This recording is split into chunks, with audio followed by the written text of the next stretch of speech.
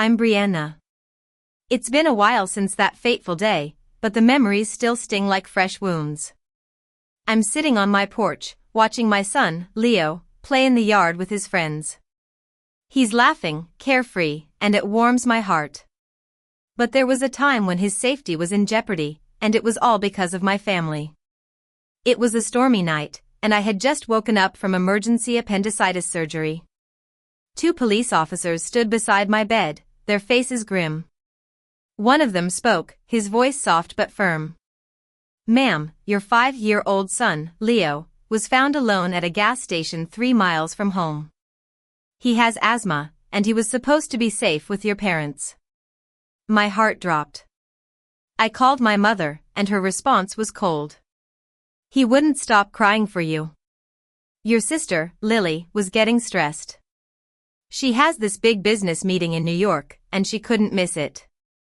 So, we left him there." I was in shock. How could they do this?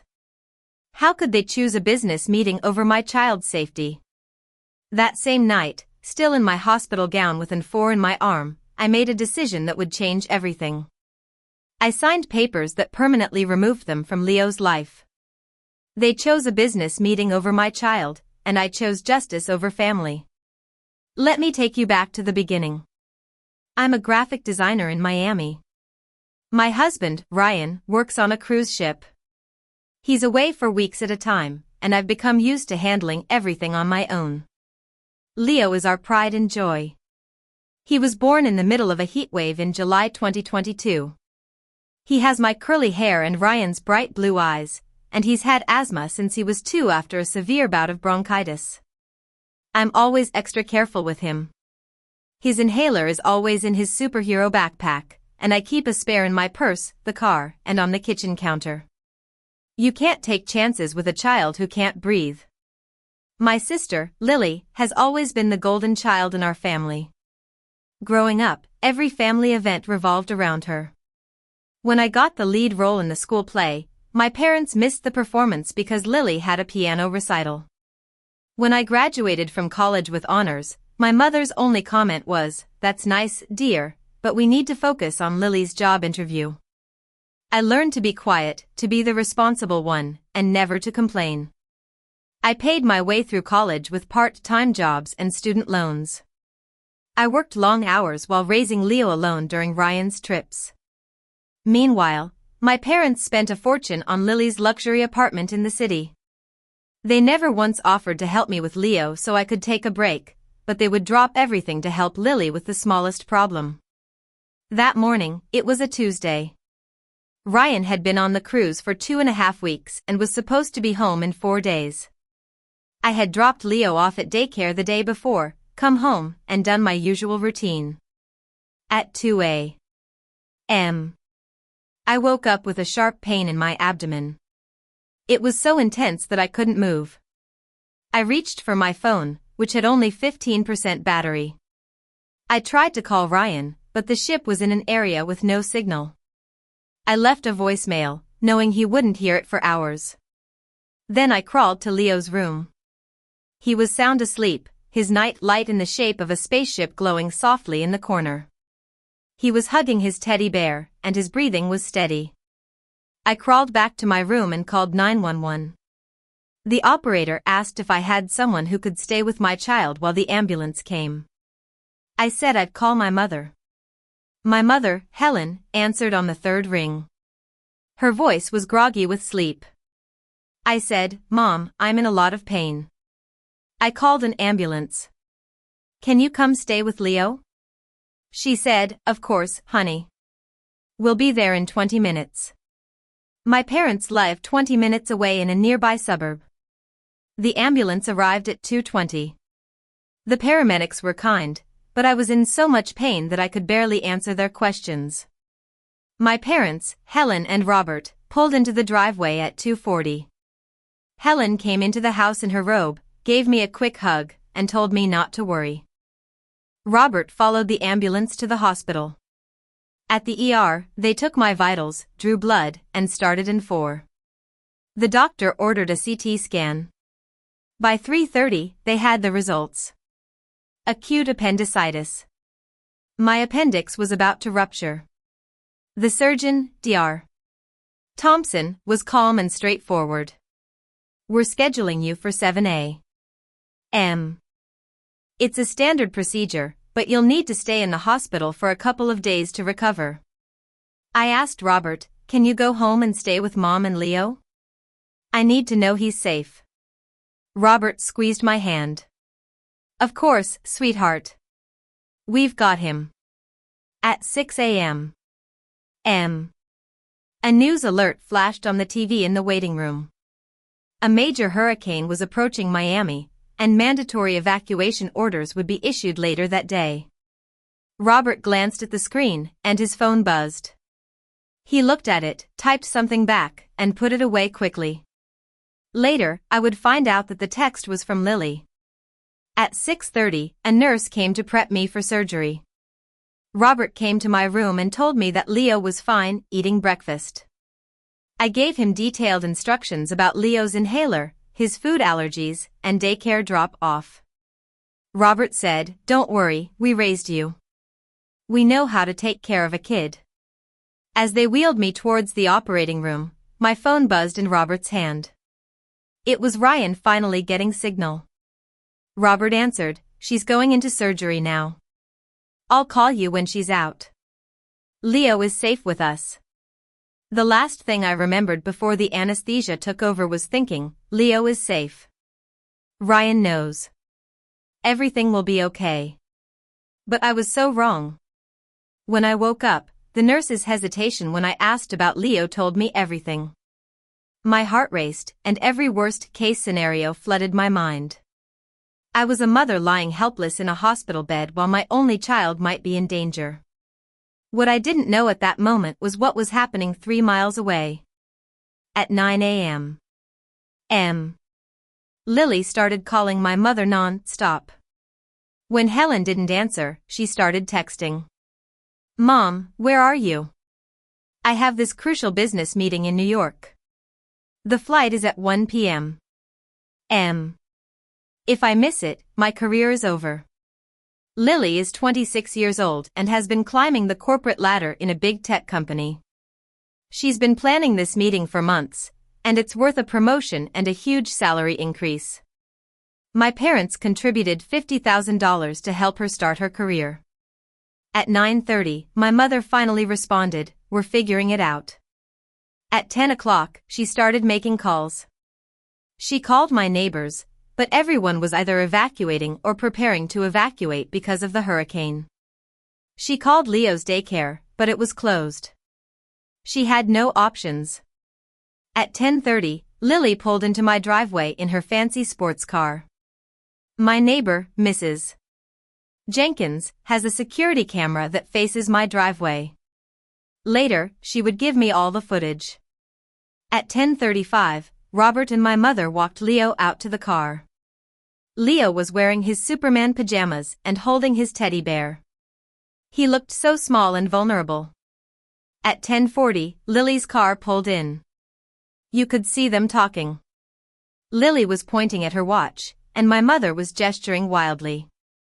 Robert was looking down at the ground. Lip readers would later confirm what Lily said. Just drop him somewhere, a shelter, a neighbor's house, anywhere. I can't miss this flight. At 10:50, all 3 adults walked back into the house. Leo followed them. 4 minutes later, they came back out. This time, Leo didn't have his backpack, which meant he didn't have his inhaler. At 11 o'clock, my parents and Leo got into the car, and Lily followed in her car. At 11:15, they arrived at a gas station 3 miles from my house. The security footage shows my mother taking Leo inside, buying him a candy bar, and then walking him outside to a bench. She bent down, talked to him, and handed him the candy bar. Leo would tell me later what she said. "Grandma has to help Aunt Lily with something important. Wait here and eat your candy. I'll be right back." At 11:20, my mother walked back to the car. At 11:25, the cars drove away. Leo sat on the bench, alone, with no inhaler and no idea where he was. He sat there and ate his candy bar slowly, thinking that if he made it last, Grandma would come back before it was gone.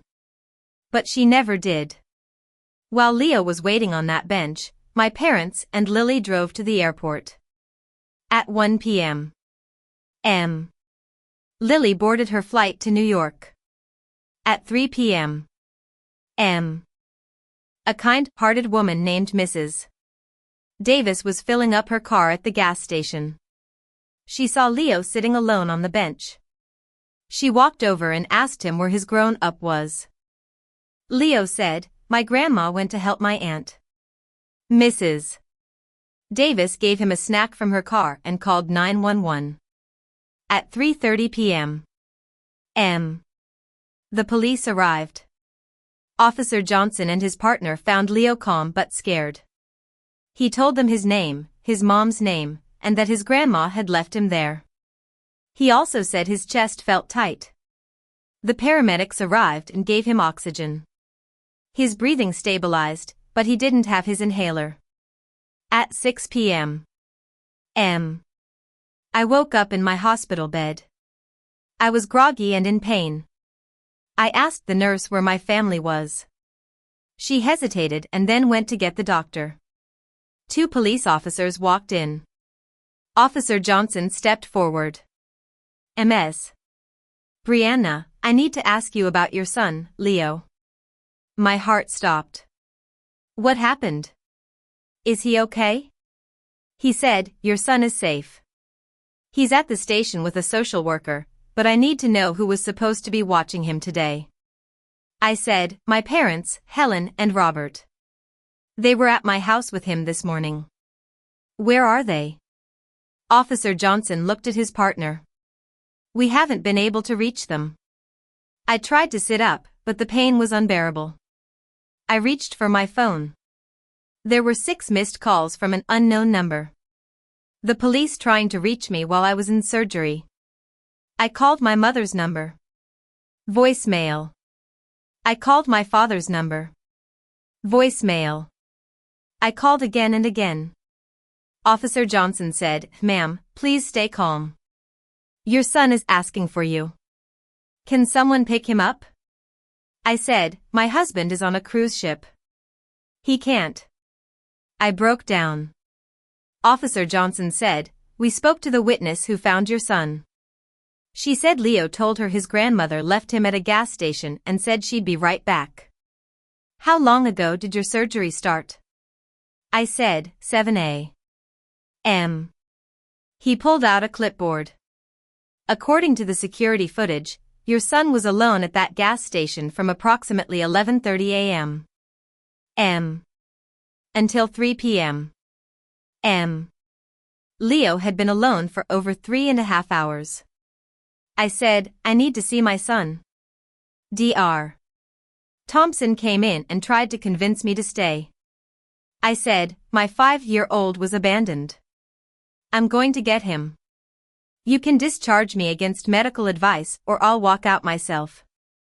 They brought me the paperwork, and I signed it with a shaking hand. Officer Johnson offered to drive me to the station. I accepted. As we drove, I tried my mother's number one more time. This time, she answered. I heard airport noise in the background. She said, "Honey, thank God you're okay. How was surgery?" I was speechless. She kept going, "We're at the airport. We had to help Lily. The hurricane was coming, and all the flights were getting cancelled." I said, "Mom, where is Leo?" There was a pause. Then she said, "What do you mean? Isn't he with you?" I turned on my phone's recording app. I said, "Mom, Leo is at the police station. He was found alone at a gas station. The police said he was there for over 3.5 hours. There was silence. Then I heard my father's voice in the background. "Tell her we thought someone would see him." My mother's voice came back, defensive. "Brianna, you have to understand it was an emergency. Lily needed us. The flight was leaving." I said, "You left my 5-year-old son at a gas station." She said, "We didn't just leave him. We left him somewhere safe. We bought him a candy bar. We thought someone would help him. I said, during a hurricane evacuation and while I was unconscious on an operating table. She said, "You're being dramatic." He's fine, isn't he? Kids are resilient. We had to get Lily to New York. This is her career. I said, "So you left him?" She said, "Your sister was getting stressed. You know how she gets. This is her big chance." I said, "You chose Lily's business meeting over Leo's safety." My mother said, "That's not fair. You're twisting this. We were going to call you when we landed." I said, "He's 5. He has asthma. He didn't have his inhaler. You left him alone for over 3.5 hours." She said, "He's fine. You're overreacting. We made a mistake." I said, "Don't call me again. Don't call Leo. Don't come to my house. We're done." She said, "Brianna, you're being dramatic. This is family. Family forgives." I hung up. Officer Johnson said, "I'll need a copy of that recording for the report." I nodded. Then I said, "I want to file a formal complaint. Child endangerment." When we arrived at the police station, a social worker named Miss Smith was with Leo in a small room. When Leo saw me, his face lit up. "Mommy." He ran to me, and I held him tight, ignoring the pain from my surgery. He said, "I waited like Grandma said. Did I do good?" My heart broke. I said, "You did perfect, baby. You did so good." He said, "Grandma said she'd come back, but she didn't." I said, "That's okay, sweetie. You found a nice lady, and that was exactly right." Ms. Smith gave me her business card. Ms. Brianna, CPS has been notified. This is standard protocol when a child is found abandoned. I need to ask you some questions. I answered everything. She said, "You're not under investigation." They are. That night, my neighbor, Mrs. Jenkins, came to my door with a USB drive. She said, "I saw the police at your house. I checked my security camera. You need to see this." I plugged it into my laptop and watched the footage. I saw my parents and Lily's callousness, their disregard for Leo's safety. I also found text messages from my mother that morning saying, "Don't worry about Leo. We've got this." And text messages from Lily in the family group chat saying, "Just leave him somewhere. I can't miss this meeting." I also checked social media. Lily had posted a selfie at the airport with the caption, "Finally on my way to New York for the meeting of a lifetime. #career goals." There were dozens of likes and comments, but not a single thought for the nephew she had left behind. I created a folder on my laptop labeled evidence and saved all the footage, text messages, and social media posts. At midnight, I called a family law attorney, Mr. Harris. I said, "My parents abandoned my 5-year-old during a hurricane to help my sister with a business meeting. I have evidence. I need them removed from every document that gives them any access to him." He said, "I can see you first thing tomorrow morning. But before that, I can help you tonight. Are you in immediate danger?" I said, "No, but I need legal protection now." He said, "Tell me everything." I did. At 2 a.m. Mr. Harris arrived at my hospital room. He had prepared 3 emergency documents. An emergency affidavit, a temporary guardian designation update removing my parents and adding Mrs. Jenkins as a secondary guardian, and a no-contact instruction letter. He said, "These protect Leo right now. Tomorrow we'll finalize a complete legal package. Will, school forms, medical directives, everything. Can you come to my office at 10 a.m.? I said, "Yes."